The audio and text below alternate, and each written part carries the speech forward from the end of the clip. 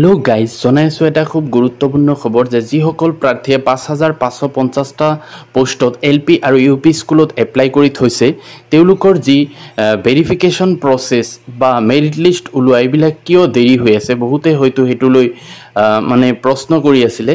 তো অসমৰ মাননীয় শিক্ষামন্ত্ৰী মহোদয়ে জনাইছে যে এইটোৰ প্ৰক্ৰিয়াটো কিয় দেৰি হৈ আছে আৰু এই DLED আৰু BEd এইবিলাক সকলোবিলাকে বৈধ হ'ব নেকি সেই সম্পৰ্কীয় এটা তেওঁ গুৰুত্বপূৰ্ণ মন্তব্য কৰিছে। আৰু আগন্তুক যি পোষ্ট ওলাব LP UP বা হাইস্কুল বা হায়াৰ ছেকেণ্ডেৰী স্কুলত চৰকাৰে যি কৈ আছিলে ইমান দিনে তাতো DLED বা BEd এইবিলাক সম্পৰ্কীয় গুৰুত্বপূৰ্ণ মন্তব্য আপোনালোকে চাই ল'ব। হয়তো এইটো আগলৈ যি নিযুক্তি হ'ব সেইবিলাকৰ ক্ষেত্ৰতো এনেকুৱা হ'ব। তো তেওঁ কি গুৰুত্বপূৰ্ণ মন্তব্য কৰিছে আপোনালোকে চাওক। শিক্ষা বিভাগত মই আগতো নকল BEd ধৰা পৰিছে, নকল DLED ধৰা পৰিছে আৰু এতিয়াও আমাৰ নিযুক্তি প্ৰক্ৰিয়াত আমি যিখিনি তন্নকৈ চাম।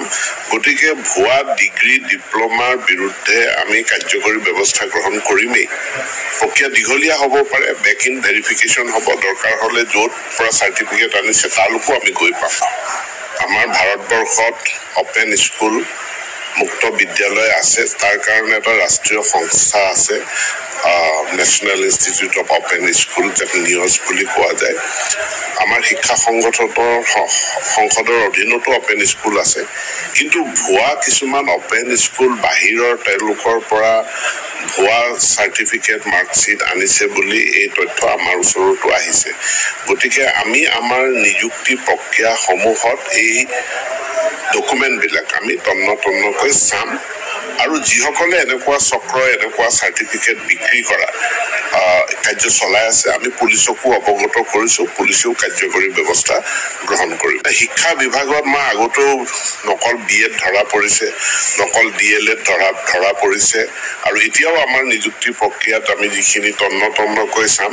গতিকে ভুৱা ডিগ্ৰী ডিপ্ল'মাৰ বিৰুদ্ধে আমি কাৰ্যকৰী ব্যৱস্থা গ্ৰহণ কৰিমেই। প্ৰক্ৰিয়া দীঘলীয়া হ'ব পাৰে, বেক ইন ভেৰিফিকেশ্যন হ'ব, দৰকাৰ হ'লে য'ত পৰা চাৰ্টিফিকেট আনিছে তালৈকো আমি গৈ পাম।